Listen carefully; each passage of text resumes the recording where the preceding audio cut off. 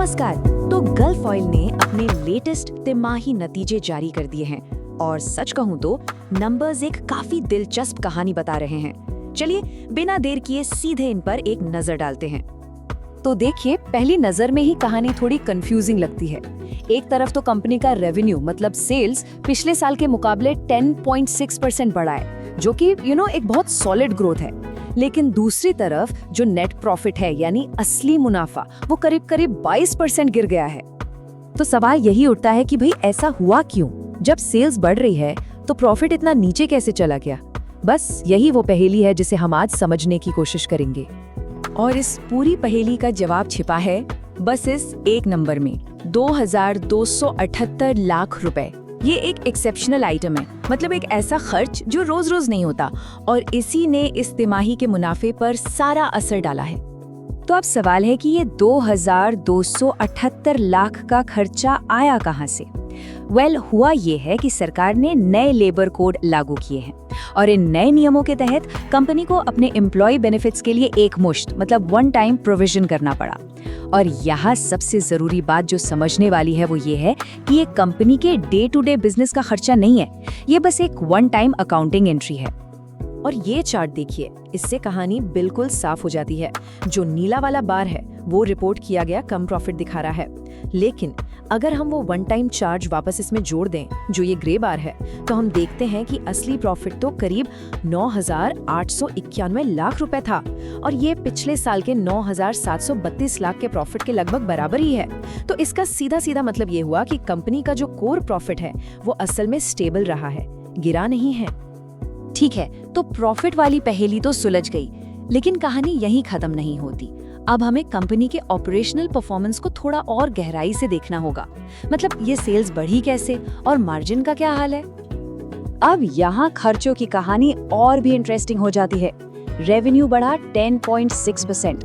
अच्छी बात यह है कि रॉ मटेरियल की कॉस्ट सिर्फ 9.8% बढ़ी। इसका मतलब मैनेजमेंट ने कॉस्ट को कंट्रोल में रखा है। लेकिन यहाँ ध्यान दीजिए, जो अदर एक्सपेंसेस हैं वो 13.2% बढ़ गए, यानी रेवेन्यू ग्रोथ से भी ज्यादा तेजी से। और यहीं पर मार्जिन पर प्रेशर का पहला साइन हमें दिखता है। और ये स्लाइड उस प्रेशर को बिल्कुल साफ साफ दिखाती है। देखिए, पिछले साल कंपनी हर 100 रुपए की सेल पर टैक्स से पहले 14 रुपए कमा रही थी। इस साल उस वन टाइम आइटम को अगर हम हटा भी दें तब भी ये आंकड़ा घटकर 12.3 रुपए पर आ गया है। तो जाहिर है बढ़ती लागतों का सीधा असर कंपनी के मुनाफे पर पड़ रहा है। तो सवाल ये है कि इन चैलेंजेस के बीच मैनेजमेंट आखिर कर क्या रहा है? कंपनी अपना पैसा कहाँ लगा रही है और फ्यूचर के लिए उनकी स्ट्रैटेजी क्या है? आइए देखते हैं। देखिए, मैनेजमेंट का सबसे बड़ा और सबसे स्मार्ट मूव है फ्यूचर की तैयारी। वो जानते हैं कि ईवीज यानी इलेक्ट्रिक व्हीकल्स ऑटोमोबाइल का भविष्य हैं और ये उनके ट्रेडिशनल लुब्रिकेंट्स बिजनेस के लिए एक चैलेंज बन सकता है। इसीलिए कंपनी ईवी इकोसिस्टम में अपनी पकड़ मजबूत कर रही है। ये एक तरह से फ्यूचर के लिए एक स्मार्ट हेज है। और हाँ, ये सिर्फ बातें नहीं हैं, एक्शन भी दिख रहा है। गल्फ ऑयल ने अपनी ईवी चार्जिंग वाली जो सब्सिडियरी है टायरेक्स ट्रांसमिशन, उसमें अपनी हिस्सेदारी 51% से बढ़ाकर अब 65.18% कर दी है। ये एक बहुत ही सॉलिड प्रूफ है कि कंपनी ईवी के फ्यूचर को लेकर कितनी सीरियस है। अब फ्यूचर पर तो दांव लगा ही रहे हैं, लेकिन इसके साथ साथ बोर्ड ने अपनी इन्वेस्टर्स को भी एक बहुत मजबूत सिग्नल दिया है।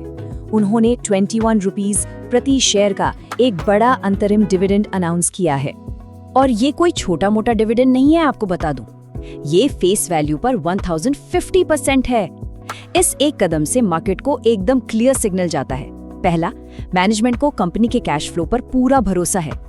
दूसरा, कंपनी की फाइनेंशियल पोजीशन काफी हेल्दी है। और तीसरा, वो अपने लॉन्ग टर्म इन्वेस्टर्स को रिवॉर्ड करना चाहते हैं। तो ठीक है, इन सब बातों को ध्यान में रखते हुए एक इन्वेस्टर के तौर पर हमें आगे क्या देखना चाहिए? आगे का रास्ता कैसा दिखता है? तो चलिए एक बैलेंस्ड पिक्चर देखते हैं। पॉजिटिव्स क्या हैं? गल्फ का ब्रांड बहुत स्ट्रॉन्ग है, रेवेन्यू ग्रोथ कंसिस्टेंट है, ईवी में इन्वेस्टमेंट एक बेहतरीन फ्यूचर बेट है और डिविडेंड तो जबरदस्त है ही। लेकिन सिक्के का दूसरा पहलू भी है। रिस्क क्या है? मार्जिन पर प्रेशर बना हुआ है। कंपनी आज भी पुराने ऑटो सेक्टर पर बहुत ज्यादा डिपेंडेंट है और नए ईवी बिजनेस को कामयाब बनाना अपने आप में एक बड़ा चैलेंज है। इसलिए आगे आने वाली तिमाहियों में हमें 3 खास चीजों पर नजर रखनी होगी। नंबर 1, मार्जिन का ट्रेंड कैसा रहता है? क्या कंपनी कॉस्ट प्रेशर को मैनेज कर पाती है? Number 2, volume growth. क्या सेल्स सिर्फ दाम बढ़ाने से बढ़ रही हैं या वाकई में वॉल्यूम भी बढ़ रहा है? और नंबर 3, ईवी सब्सिडरी का अपडेट, मतलब टायरेक्स की प्रोग्रेस कैसी चल रही है। और आखिर में मैं आपको इस एक बड़े सवाल के साथ छोड़ना चाहूंगा।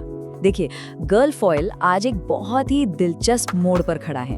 वो अपने पुराने स्टेबल बिजनेस से पैसा कमा रहे हैं और उसे फ्यूचर की टेक्नोलॉजी यानी ईवीज में लगा रहे हैं। तो मिलियन डॉलर क्वेश्चन ये है कि क्या उनका ईवी वाला दांव इतनी तेजी से कामयाब हो पाएगा, इससे पहले कि उनके मेन लुब्रिकेंट बिजनेस पर कोई स्लोडाउन का असर दिखे?